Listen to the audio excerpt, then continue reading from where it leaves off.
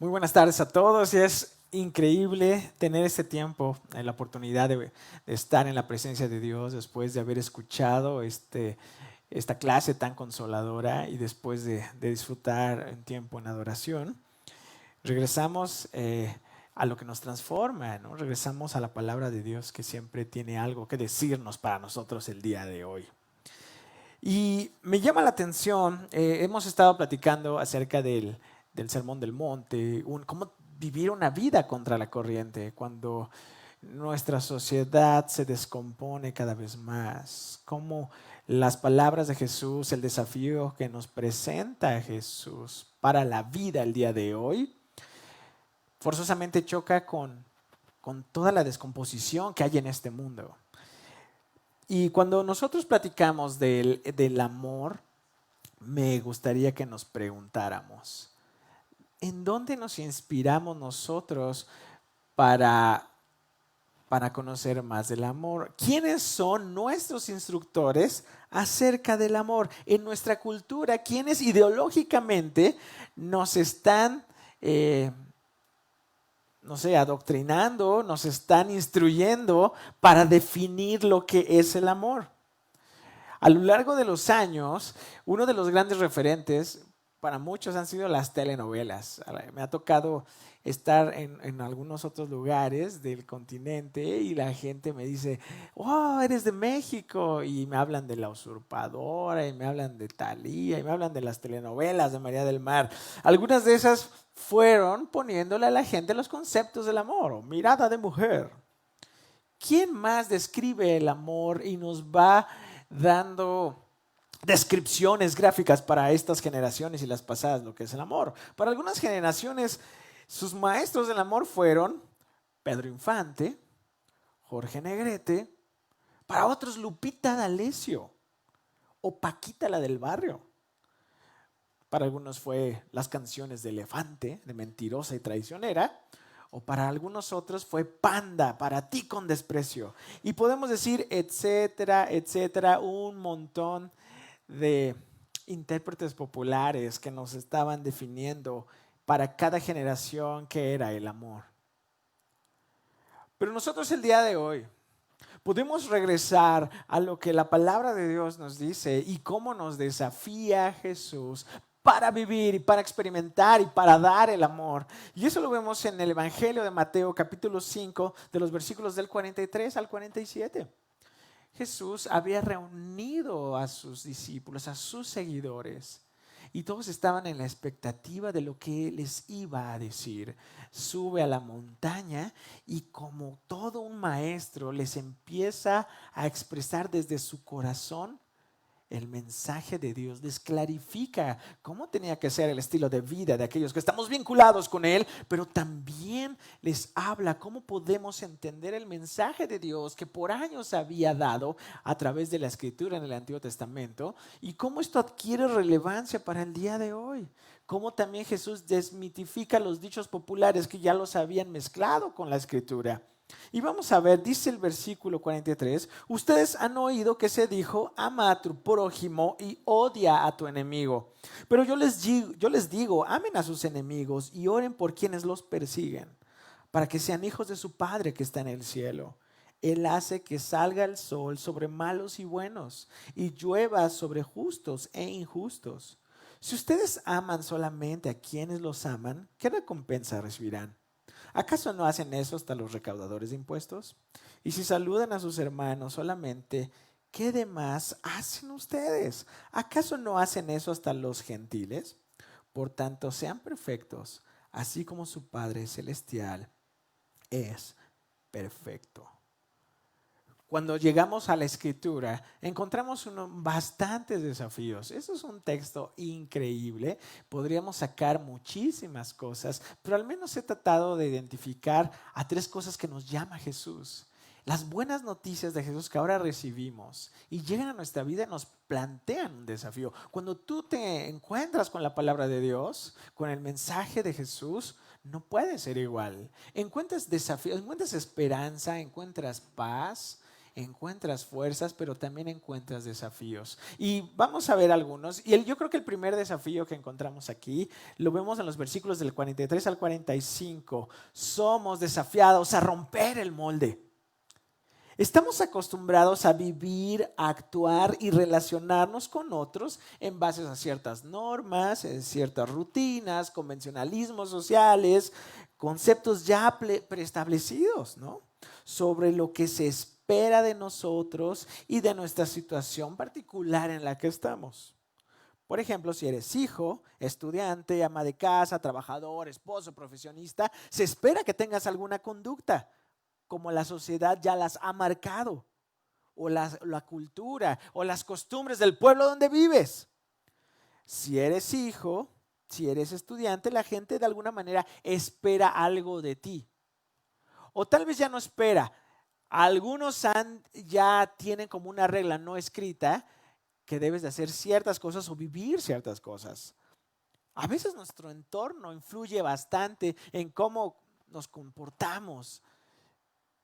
Los medios de comunicación, la cultura y un largo etcétera van forjando en distintos lugares y en distintas épocas la manera en que nos conducimos o cómo llevamos a cabo nuestras relaciones. Pero cuando empezamos a analizar, nos damos cuenta que no porque todos hagan lo mismo o reaccionen de tal forma, necesariamente lo tengo que hacer, solamente porque siempre se ha hecho así. El vivir a veces así ha traído dolor, ¿no? A veces te dicen, no hombre, es que aquí todo hombre debe de tener otra mujer. ¿Cómo vas a desaprovechar la oportunidad? ¿Qué no eres hombre? Hay cosas que se esperan de ti, simplemente, ¿qué no eres hombre? ¿No? Pero muchas de esas cosas que hacemos simplemente por agradar a los que tienen ciertas expectativas de nosotros, ha traído dolor, heridas y bastantes conflictos. Por eso cuando vemos el mensaje de Jesús, o sea, lo que conocemos como las buenas noticias, el Evangelio, nos encontramos con un gran desafío porque ese amor es más que un ideal. Y esto se traslada a nuestro corazón como una forma de vida que puede traer sanidad, armonía, transformación de nuestras relaciones rotas y restablecer la paz que siempre hemos buscado, la paz que con la cual Dios nos creó, esa armonía con la cual nos creó, se puede restablecer cuando nosotros escuchamos y nos identificamos con ese mensaje de Jesús. Llegamos a un momento en el que tenemos que romper el molde que el mundo nos impuso, romper ya ese esquema que traemos y que pensamos que genio y figura hasta la sepultura, pero cuando llegas a Cristo te das cuenta, cuando encuentras con Dios, te das cuenta que no necesariamente debe ser así. Y tenemos que romper el molde de la sabiduría popular. No siempre es sabiduría, hay cosas muy buenas, hay dichos, hay refranes muy buenos. Tristemente, ciertas costumbres o ciertas prácticas que se repiten a veces se elevan casi a una ley no escrita. ¿Por qué te digo esto? Porque Jesús les empieza a decir esto, les dice, ustedes han oído por siglos, ama a tu prójimo. Y eso también tú lo has escuchado y dices, eso está muy cool, Jesús. Y es cierto, es un mandato de Dios. En el Antiguo Testamento, en el libro de Levítico 19:18 decía, no busquen venganza, no conserven rencor en su corazón, sino amen a su prójimo como a ustedes mismos, porque yo soy el Señor. O sea, esto ya lo tenían y estaba en su mente. Y sabían que era un mandato, sabían que eso le agradaba a Dios. Era algo hermoso. No como hay gente cuando le evocas el amor y todos dicen, sí, qué cosas tan bellas, pero no necesariamente las voy a vivir día tras día. Solo en Navidad, en mi cumpleaños y el Día de las Madres. Pero el corazón humano busca atajos para cumplir las ordenanzas de Dios a medias. Entonces ellos le añadieron popularmente el odia a tu enemigo. Y se fue deformando, ¿no? Entonces dijeron, bueno, es que mi prójimo solamente va a ser mi paisano, ¿no? Mi prójimo es solamente pues aquella persona que se parece a mí, que a lo mejor es de la misma condición económica que yo, de mi mismo estatus espiritual. Y por consiguiente los demás no lo son. No se han ganado el derecho a ser mi prójimo. Los demás, ¿por qué lo iban a hacer? En algunos grupos religiosos del judaísmo, como los esenios, le tenían esta frase muy arraigada de odia a tu enemigo, a los infieles, ¿no? Y ya lo transferían así, entonces si este es infiel hay que odiarlo. ¿Y cuál era el parámetro de ser infiel? Bueno, si no se parece a mí, porque yo soy bueno, yo soy la medida de todas las cosas, y si no viven al estilo o al estándar que yo tengo, que yo doy, entonces ellos son mis enemigos. Parecía que seguimos hasta el día de hoy con las mismas mañas, pero con otros matices, ¿no? Amo a los que son como yo. Esos solamente se merecen mi amor, mi saludo, mi consideración, mi respeto y mi admiración.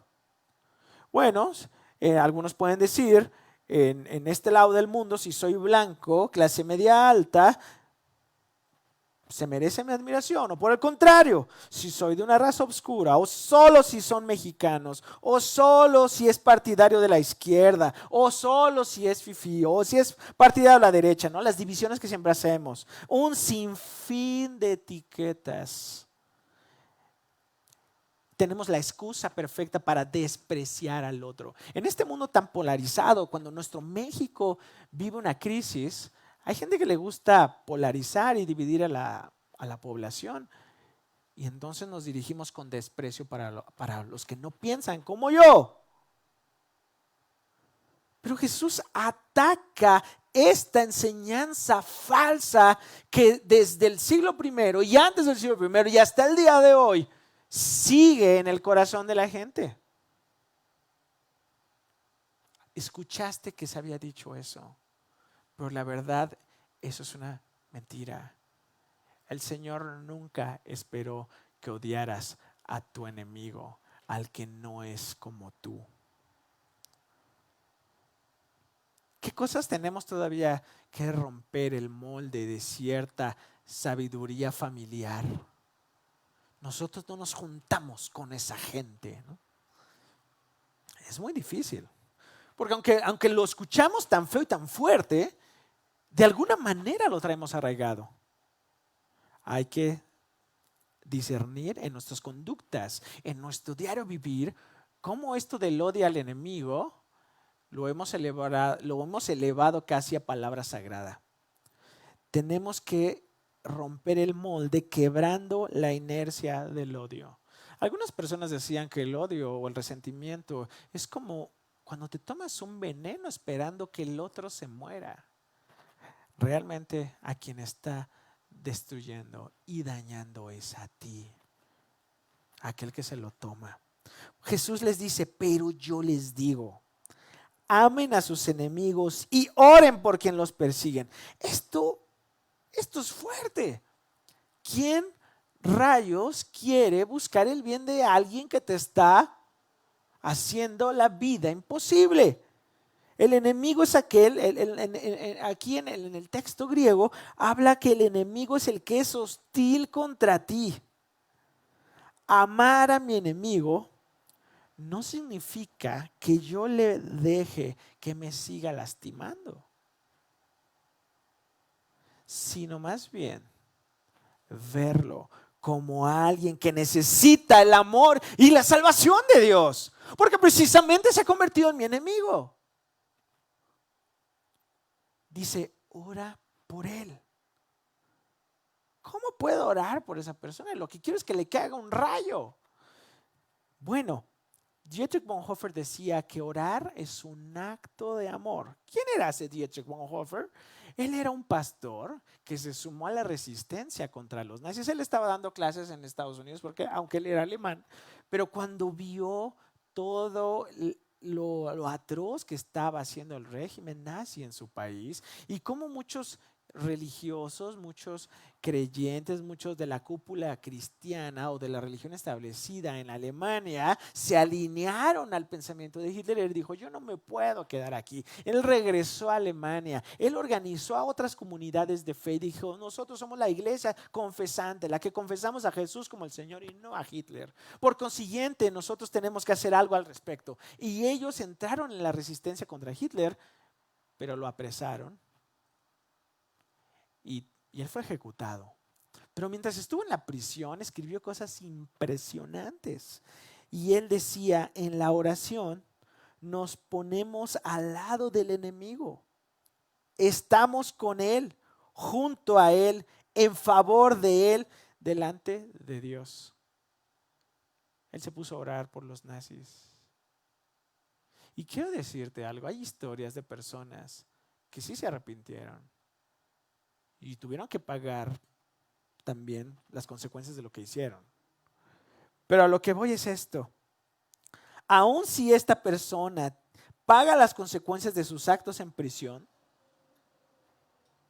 o en el supuesto en el que tú estés con esta persona que es el enemigo, puedes orar por gracia, uno, para perdonarle. O sea que tú puedas experimentar la liberación que trae el perdón.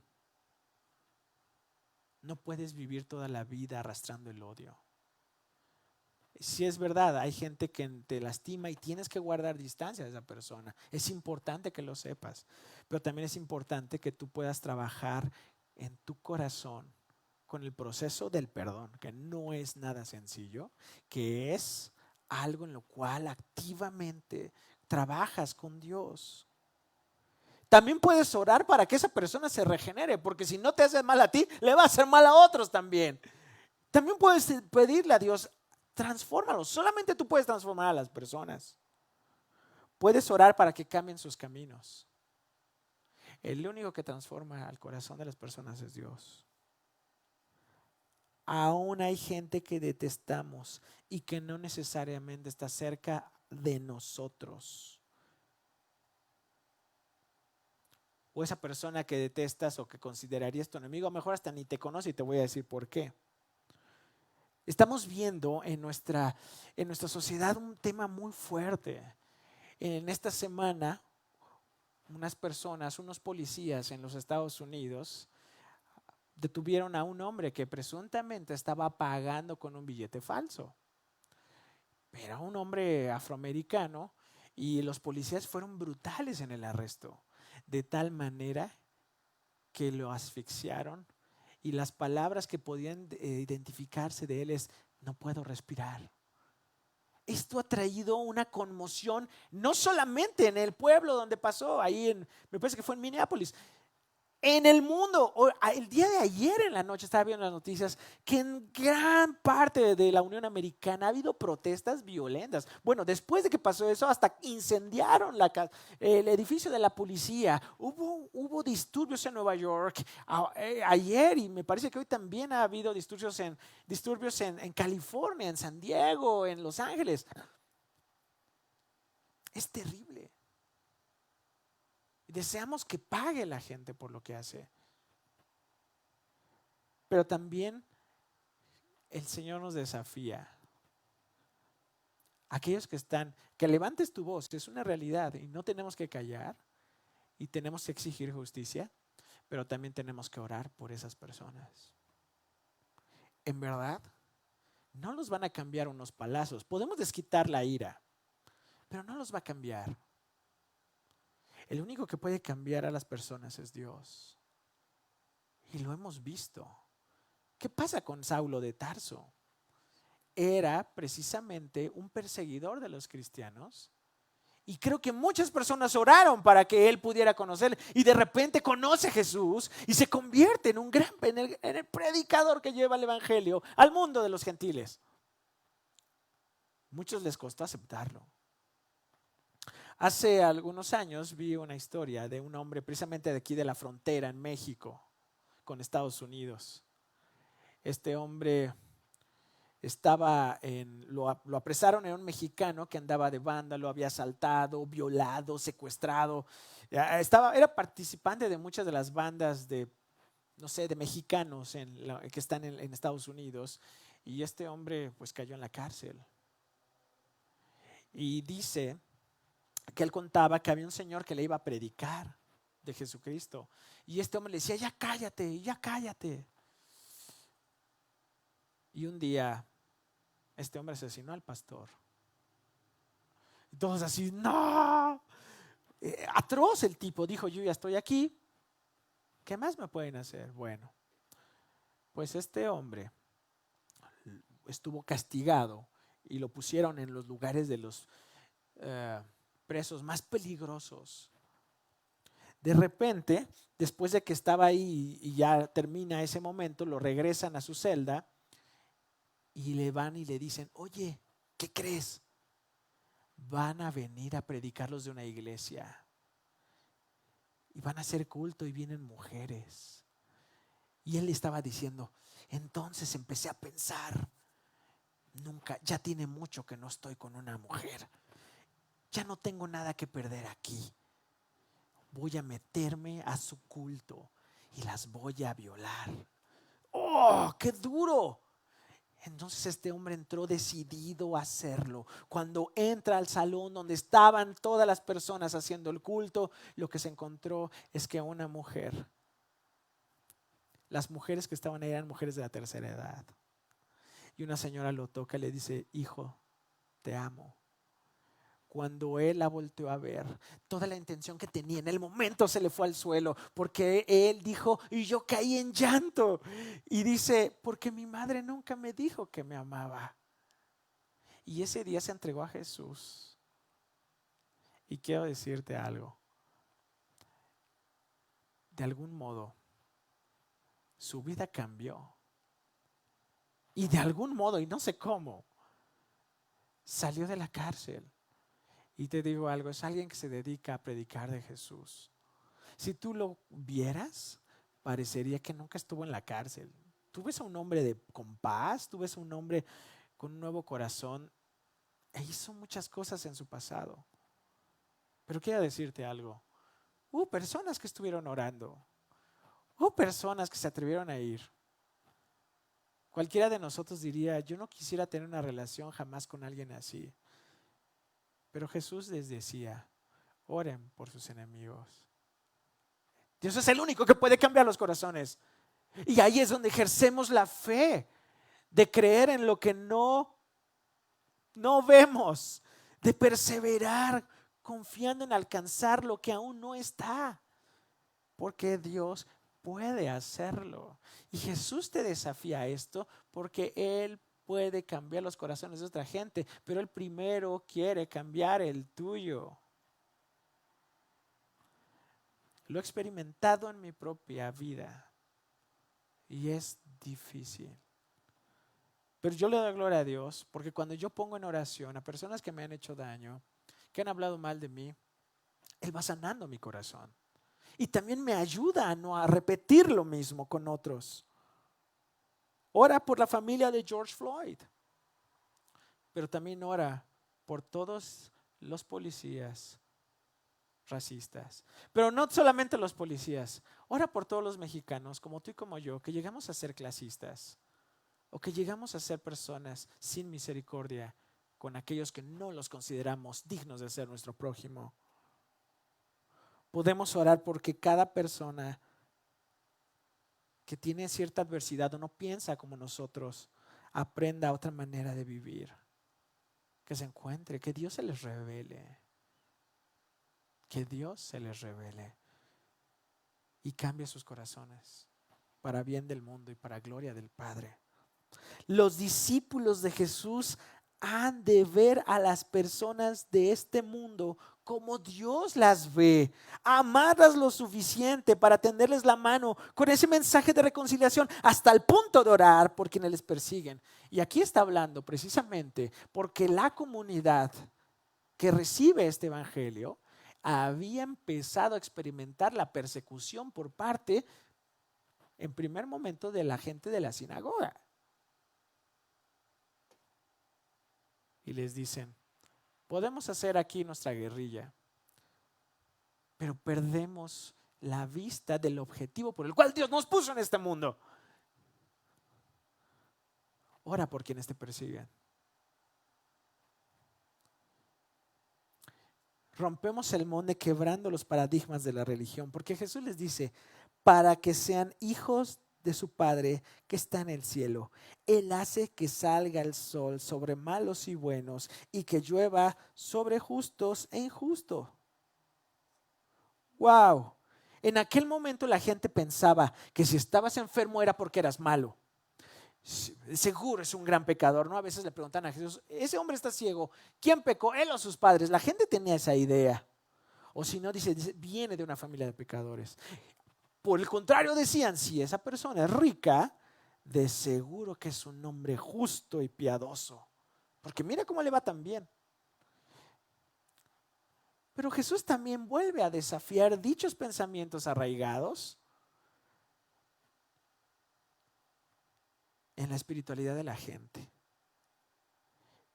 ¿Y por qué te digo esto? Porque este es el desafío del amor. Somos desafiados a amar a los que no nos simpatizan.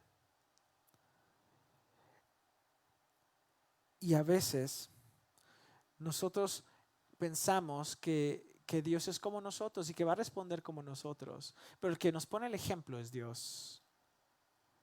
Él es el que derrama su bendición. Mateo 12:50 nos dice algo muy interesante. Jesús aclara algo muy importante antes de ir a ese punto. Es que el texto no le está diciendo, hagan esto para que sean hijos, ¿no?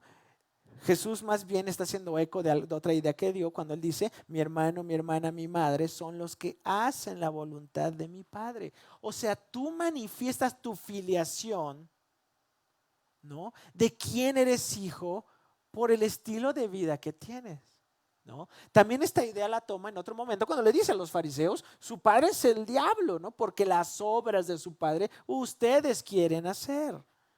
La manera en que vives va a manifestar que eres hijo de Dios. No es porque tengas dinero, entonces sí eres alguien que es hijo de Dios. No es porque todo el día tengas la Biblia aquí abajo del brazo, porque te sepas todas las canciones, porque seas demasiado aleluyo.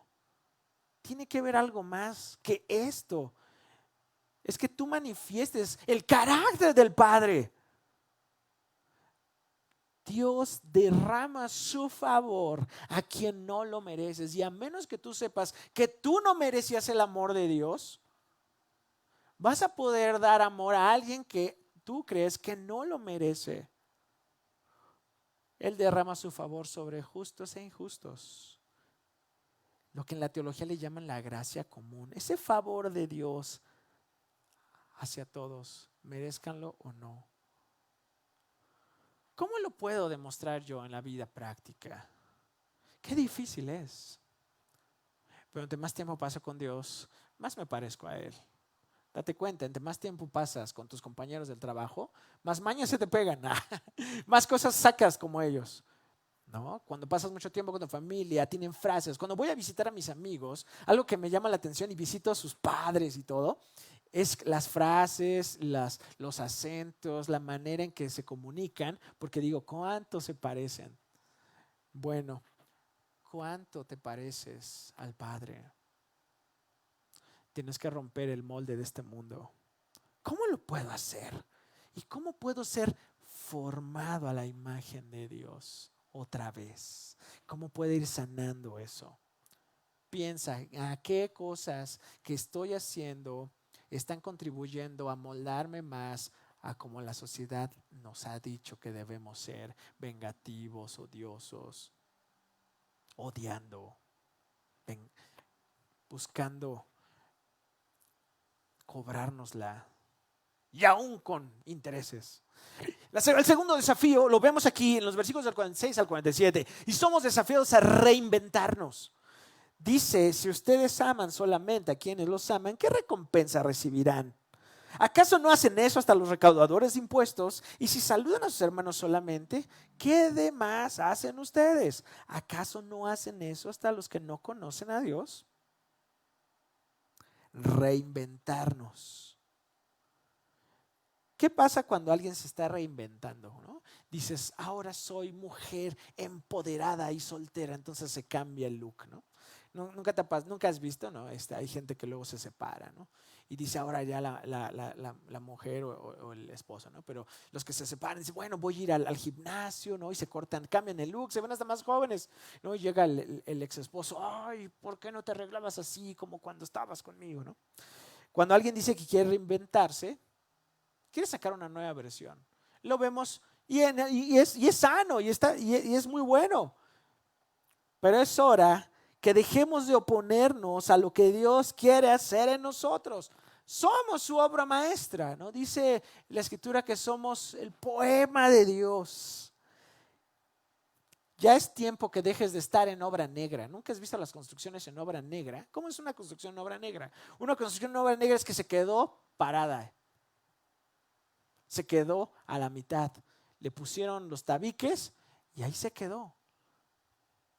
Es hora que dejes de ser una obra negra espiritual y empecemos a que se hagan los acabados que te lleven a esa culminación, que te lleven al propósito por el cual hicieron la maqueta o el prototipo. Esto tiene varias implicaciones, va más allá, como te dije, del cambio de look. Una transformación radical. Cuando sigues a Jesús, ya no te puedes quedar en esa obra negra. Ok, Dios me estaba formando, pero ya me quedé a la mitad porque ya no me alcanzaron las ganas de acabarlo. Cuando habla de reinventarnos, tiene que verse como una renovación. ¿Qué nos tenemos que reinventar? Bueno, al menos aquí podemos ver algunas cosas. Renovar nuestras relaciones. ¿Qué de nuevo tienes? ¿Cómo puedo en Cristo tener una nueva dinámica en la manera en que me desenvuelvo con mi familia, compañeros de trabajo? Por ahí empieza. El ser humano es relacional. Entonces nuestra fe tiene que influir en la manera en que nos relacionamos con los demás, ¿no? Cuando podemos analizar nuestro estilo de vida, cómo nos relacionamos, cómo me desenvuelvo con mi familia, con la gente con la que trabajo, porque ellos van a notar si hay algo nuevo nosotros o decir, ay, es el mismo de siempre. Cuando nos hemos rebelado contra la autoridad de Dios, se rompe la armonía con todos. Cuando rompo la armonía con Dios, entonces ya no estoy contento conmigo mismo, no estoy contento con Él, no estoy contento con la gente, odio el entorno, me quiero ir, lo quiero destruir, ya no amo. Entonces solo uso a las personas, quiero usar a Dios para ayúdame, para seguir siendo igual, ¿no? Ahora sí te juro que ya voy a cambiar y no es cierto. Uso a las personas, uso a personas para que me den placer, uso a otras personas para que me sacar dinero, para sacar un favor, etcétera, ¿no? Nuestras relaciones que demuestran nuestra ruptura con Dios nos llevan a que no estamos interesados por el bien del otro. Solo lo sobrellevamos de manera hipócrita. Pero ¿sabes algo? Cuando estás en Cristo, ya no puede continuar así tu mundo. El Evangelio nos desafía a poner los cimientos de algo nuevo, de la nueva creación.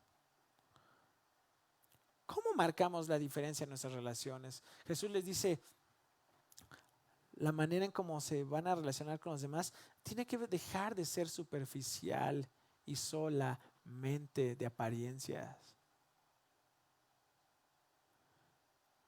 Solamente amas a quienes te aman. ¿Qué hay de bueno en eso? No está diciendo que no lo hagas, sino que no solamente a ellos. Cuando volteas a tu alrededor, vas a ver a un mundo carente de amor. Y cuando ves a la cruz y te ves a ti, puedes recordar que tú no lo merecías y que ahora estás aquí para que ese mundo carente de amor pueda conocer el amor de Dios a través de ti. Es hora de reinventarnos, renovar nuestras relaciones. A veces nos hemos perdido de conocer a personas impresionantes o hacer la diferencia en la vida de alguien simplemente porque eso no tiene nada que ver conmigo. Somos llamados a renovar. Cuando habla de reinventarnos, como le puse aquí, ese reto nos habla también de renovar nuestras motivaciones. Hace la comparación con ciertos sectores de la sociedad de ese momento, ¿no? Por ejemplo, habla ahí de los recaudadores de impuestos.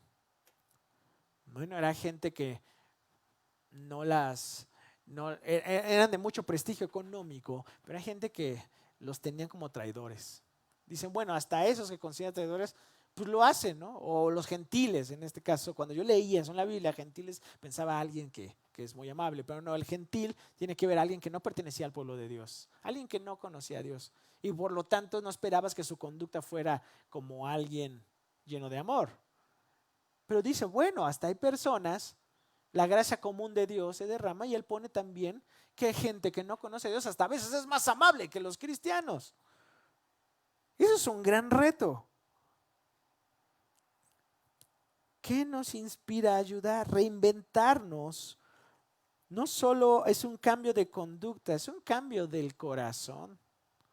Porque si la motivación no nació en Dios, pues entonces no hay ninguna otra diferencia. En el amor condicionado por el egoísmo. Ayudo cuando puedo sacar una ventaja. Ayudo porque me pueden pagar el favor después. Porque puedo mostrar a los demás mi valor. Tómenme una foto cuando estoy ayudando para que los otros vean cuán bueno soy. Habla de renovar nuestro estilo de vida. Fíjate, cuando habla de que los saludan, va más allá de decirle, ¿qué onda, vato? ¿No? Cuando lees el texto, tienes que entender que la expresión más común con la que los judíos saludaban era una palabra que es shalom. Literalmente puede ser la paz o la paz sea contigo.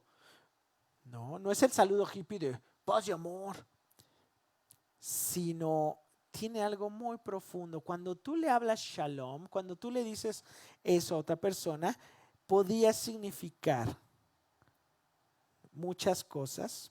Sobre todo si incluye el deseo de prosperidad y de bienestar para esa persona. Es lo que deseo para ti, que tengas esa armonía con Dios, ese bienestar.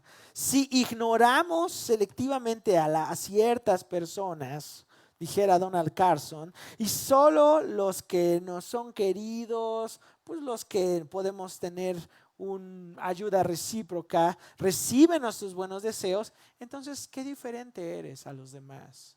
No te estás pareciendo a Dios, ese justo que se entregó por los injustos. Más bien les dice, ustedes tienen que conformarse a un nivel de amor mucho más grande. Y es muy difícil. Pero precisamente de eso se espera de aquellos en quienes Dios comenzó esa buena obra.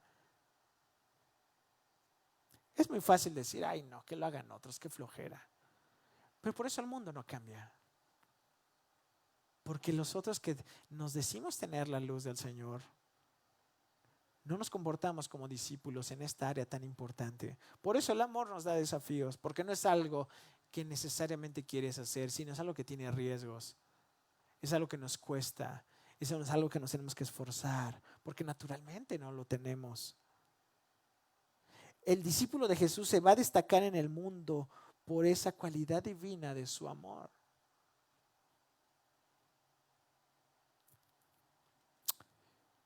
Espiritualmente, ¿cómo me sigo renovando?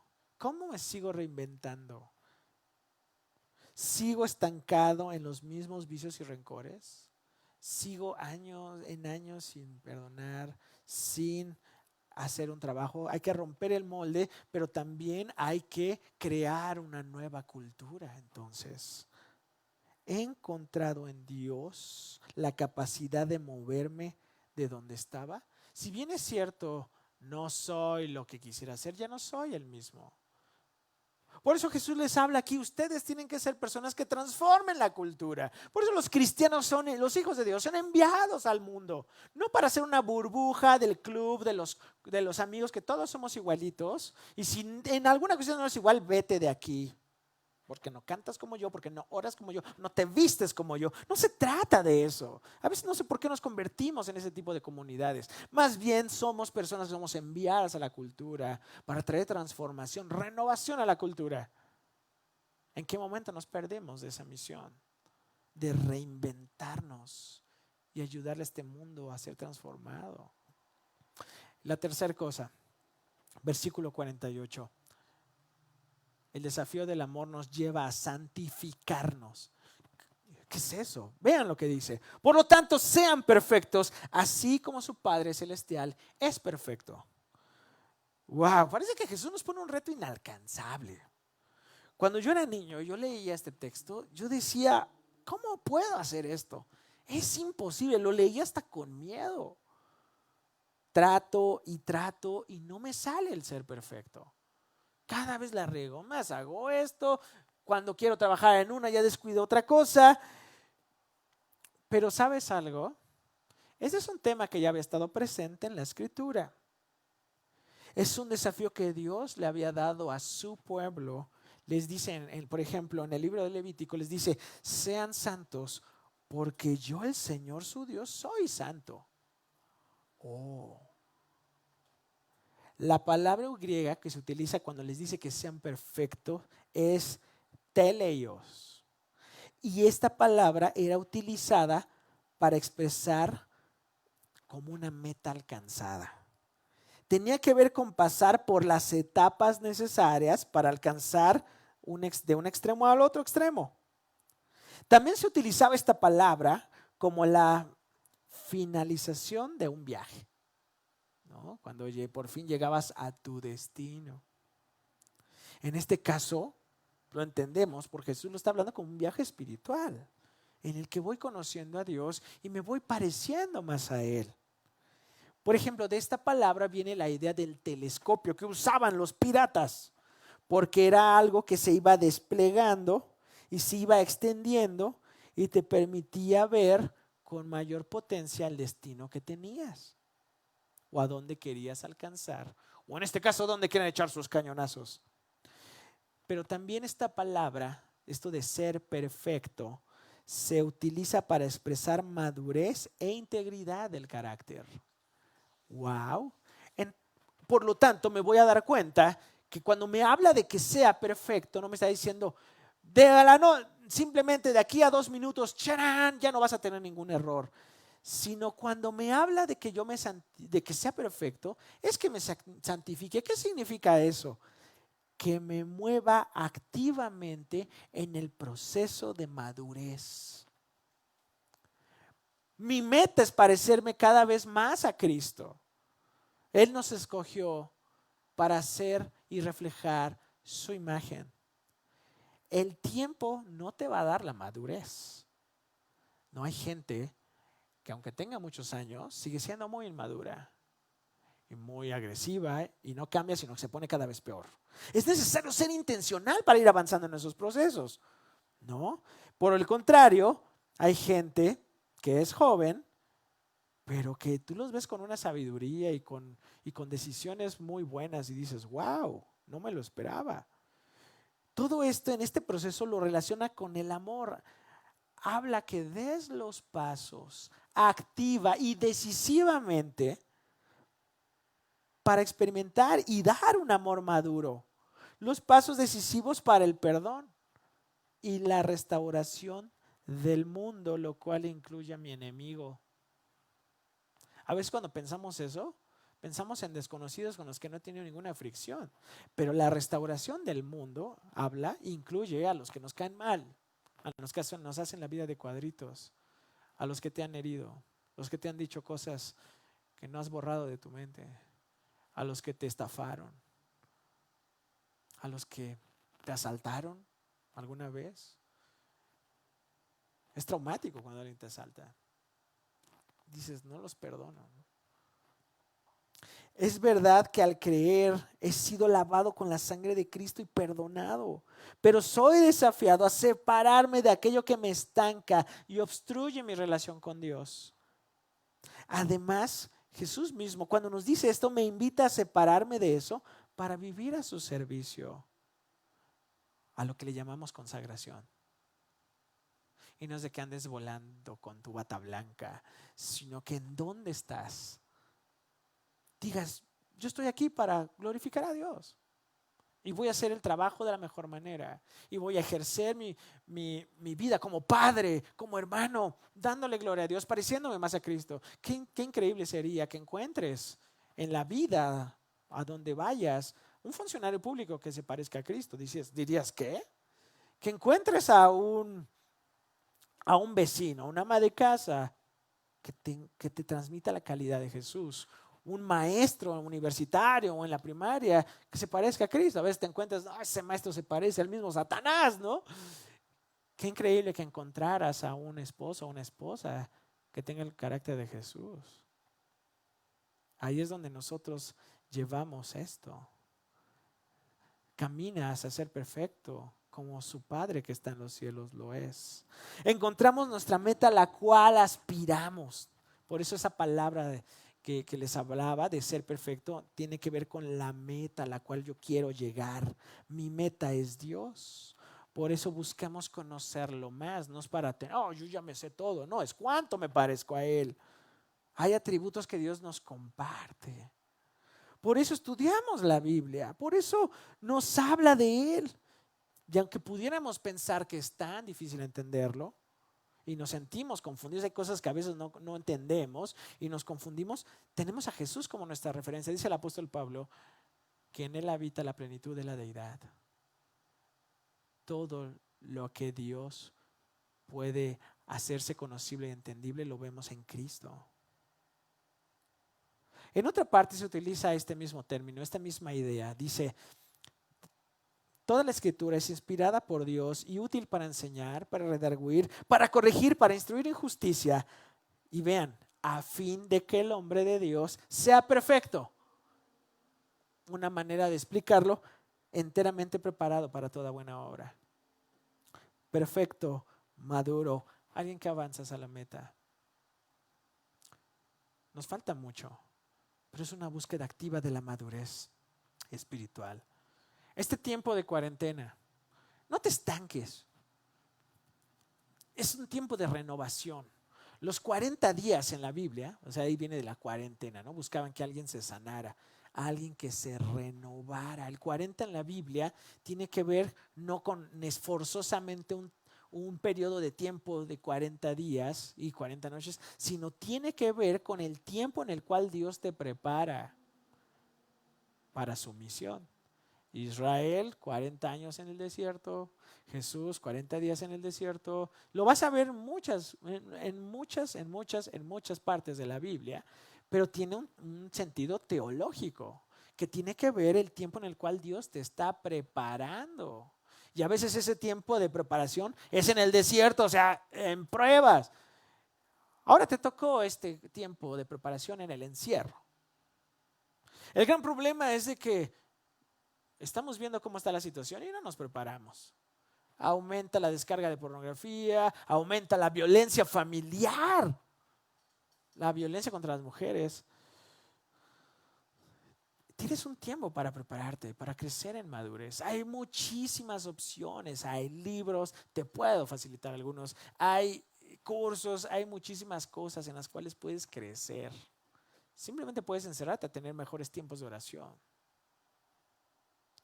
Para terminar, quiero contarte una historia. Una vez un señor, un padre de familia, tuvo que alejarse de su familia por unos 4 días, por negocios. Pero él, con la preocupación de que su esposa fuera atendida adecuadamente su ausencia, tuvo una conversación con su hijo mayor. Y le dijo, su hijo tenía 9 años en ese momento, y le dice, hijo, cuando estoy fuera, quiero que pienses lo que normalmente haría en la casa. ¿Y lo puedes hacer por mí? No, el Señor tenía, por supuesto, en la mente que el niño limpiara la cocina, lavara los platos, sacara la basura, tareas similares. Dijo, no quiero que mi esposa viva este tormento de mi ausencia. Mejor, hijo, tú haz lo que yo haría si estuviera aquí en la casa. Entonces el Señor se fue a su viaje, después regresa y regresa pues ya menos preocupado y le pregunta a su esposa, oye, ¿y qué tal? ¿Qué tal se comportó mi hijo, nuestro hijo, ¿no? Así como para decir, híjole, pues le he enseñado. Y la esposa le dijo, ay viejo, fue muy extraño. Inmediatamente después de que desayunó, se preparó otra taza de café, se metió en la sala, se puso a leer el periódico, se quedó poniendo música a todo volumen. ¿Quién sabe si él no se comportaba así? Entonces el papá dijo, ups, creo que este me obedeció al pie de la letra. Porque él era lo que hacía su papá. O sea, el papá no ayudaba, el papá no sacaba la basura, se sentaba con el periódico nada más y con otra taza de café e ignorar a su esposa. Pues entonces su hijo hizo lo mismo. Cuando nosotros leemos el Sermón del Monte, que es lo que estuvimos platicando ahora, no es solo un discurso sobre ideales de la utopía, sobre cómo debería ser tú. Esto se trata de Jesús. Jesús no le pide a sus discípulos lo que él mismo no haya enfrentado. Jesús precisamente es Dios con nosotros. Emmanuel, como dice el Evangelio de Mateo. Y Dios no solamente con nosotros, sino ahora es Dios en nosotros, habita a través de su Espíritu Santo en nosotros. Y Él es el que puede darte la fuerza sobrenatural para amar y perdonar, orar por aquellos que te han lastimado, para buscar la restauración de aquellas personas que a nuestros ojos no lo merecen, porque Jesús lo vivió, lo experimentó. No les iba a pedir a sus discípulos que hicieran algo que Él no hubiera estado dispuesto a hacer, porque Él llevó el amor a las últimas consecuencias. El desafío del amor fue una realidad. En este mundo que necesita un cambio radical, un cambio de corazón, Jesús es el que te puede ayudar. Cuando ni siquiera podemos ni mencionar el nombre de alguien que nos lastimó. Hoy tú puedes romper ese molde. Cristo puede ayudarte la fuerza para reinventarte. Y no solamente eso, sino para ir a la madurez a la cual nos llama Dios, a la estatura de Él, que es perfecto. Vamos a orar. Dios, cuando leemos tu palabra, somos confrontados. Y Señor, ha habido personas que no nos han hecho bien, no nos han tratado bien. Hay personas que son sumamente irritables. Hay personas que han hecho todo lo posible por lastimarnos. Pero nosotros no queremos ser así. No queremos que ese rencor nos destruya. Señor, hoy te pedimos porque tú detengas a las personas que siguen haciendo este mal, a los muchos que actúan como el comisario de Minneapolis. No solamente oramos porque los detengas o los quites del mundo, oramos porque los cambies, porque nos ayudes a influir en muchas personas que pueden ser potenciales, agresivos y lastimadores. Pero cuando volteamos a verlos a ellos, también nos volteamos a ver a nosotros y rogamos pidiéndote porque tú nos transformes primero, porque nos permitas ver qué cosas en nuestra vida están haciendo eso también, cómo nuestros labios han dañado a otros, cómo nuestras actitudes, nuestro egoísmo, nuestra falta de empatía han lastimado también a otros, como a ese chico que no podía respirar. Señor, renuévanos para amar como Jesús amó. que siendo aún pecadores se entregó por nosotros. ¿Cuánto más no podemos ver con misericordia aún aquel que pensamos que no se lo merece? Qué difícil es Dios. Pero también sabemos que todo lo podemos cuando tú estás en nosotros fortaleciéndonos. Danos la creatividad, la manera, los espacios. Y hoy te ponemos a esas personas. Tú las conoces por nombre. Oramos porque tú les hables, porque tú les des un nuevo corazón, porque les des ocupaciones que les permitan encaminar sus energías en algo positivo, darles un amor. Danos la oportunidad de encontrarse contigo y derrumbar sus argumentos, su odio y renacer, para que cuando los volvamos a ver ya no los veamos como lo despreciables que son, sino ver a Cristo en ellos y que ellos puedan ver a Cristo en nosotros. Renuévanos con tu poder en el nombre de Jesús. Amén. Nos encantaría que pudieras anotar con qué te quedas de esto que platicamos, si puedas ponerlo en los comentarios, si lo puedes poner en el grupo de WhatsApp. Siempre nos edifica. ¿Con qué te quedas? ¿Con qué reflexiones de la Escritura estás queriéndote arraigar en tu corazón? Que Dios te bendiga. Seguimos caminando hacia la madurez. Que el Señor te bendiga.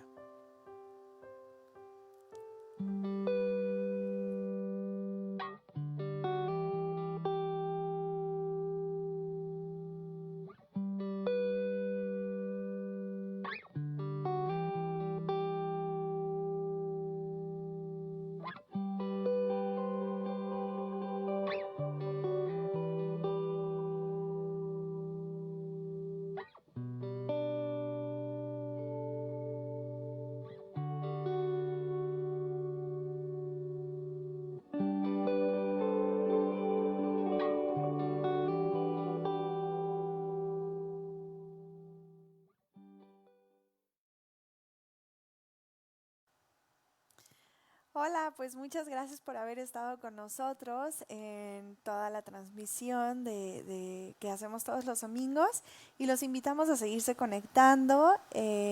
Siempre es muy hermoso juntarnos con personas, aunque en este momento no podemos hacerlo presencial, pero el simplemente estar con personas que pueden animarnos, creer, escucharnos y ser familia junto con ellos, ¿no? Personas que están dispuestas a crecer y a avanzar en esta vida.